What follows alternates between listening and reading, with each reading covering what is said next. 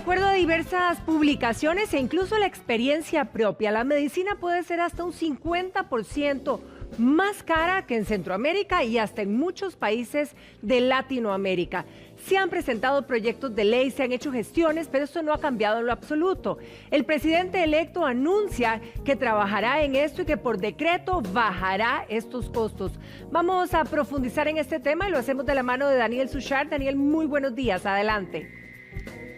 Hola Pati, muy buenos días para ti y para toda la audiencia. Daniel, las medicinas verdaderamente, como lo hablábamos, en muchos casos pueden ser hasta de un 50% más caras aquí en Costa Rica, pero todos nos preguntamos el por qué sucede esto aquí en nuestro país. Bueno, hay que entender, Pati, que existe un tema totalmente privado y aquí hay una conversación entre las farmacéuticas internacionales y todas aquellas empresas que en Costa Rica son muy pocas que se dedican a la importación de ese producto. Entonces, dentro de estas comunicaciones o lo que se llaman documentos entre ambas empresas, existen contratos que obviamente hay confidencialidad. Acá, por supuesto, hay un trabajo grande que hay que hacer. Ahora bien, hay que también entender de que existen empresas que generan fármacos genéricos y otras que traen ya con marcas. Entonces, acá hay que entender muy bien de que sí hay una especie de gradiente de precios entre los genéricos y los que tienen ya marcas posicionadas y por supuesto cuando los comparamos a nivel centroamericano y bien latinoamericano también, Pati. A ver, vamos a hacer un ejercicio porque estábamos revisando una medicina, por ejemplo, que en promedio podría costar en Costa Rica, óiganlo bien, $15.56, vamos a hacer el ejercicio en dólares, en El Salvador 8.02, o sea, prácticamente la mitad. Y ojo, en Nicaragua 5.66, estamos hablando del mismo producto, la tercera parte que en nuestro país. Uno se pregunta, ¿qué pasa? ¿En el país realmente las autoridades no ejercen un control sobre ese costo?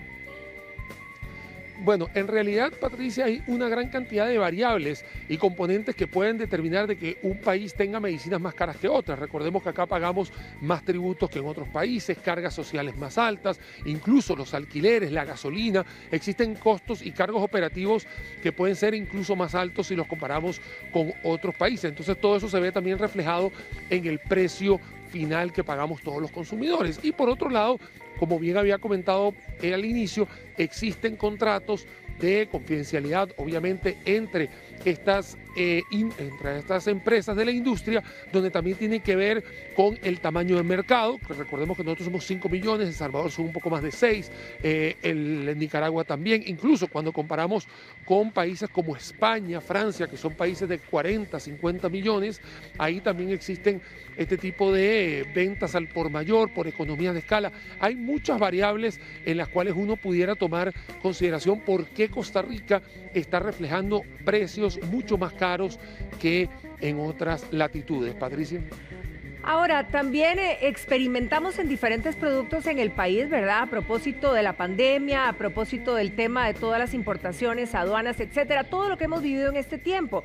Pero, sin embargo, los datos del MEIC reflejan que la importación de las medicinas sí aumentó durante esta pandemia y entonces uno diría, ¿verdad?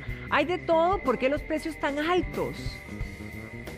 No, definitivamente, como te comentaba, existen muchas variables, muchos componentes para tener precios más altos en Costa Rica. De hecho, yo también soy parte de los que uno quisiera tener precios más bajos y muchos más accesibles. ¿Quién no lo quisiera tener? Y por eso, cuando hemos visto también esta promesa del candidato presidencial, que ahora ya presidente de la República, Rodrigo Chávez, que ha mencionado bajar el costo de la vida y que uno de los 5 puntos es el tema de las medicinas, va a tener que ir él con su ministro de Salud y por supuesto el ministro que esté a cargo también de Economía, Industria y Comercio, de poder realizar ese acercamiento con estas empresas distribuidoras que a su vez son las casas representantes de todas estas marcas, en marcas ya posicionadas. Por el otro lado, también tenemos que buscar, vuelvo a repetir, el tema de los genéricos, que también son una opción importante, son aquellos componentes farmacéuticos que ya sus moléculas han estado ya liberadas en el tema de patentes. Entonces también tenemos que ver si también los genéricos son bastante ostentosos si lo comparamos con otros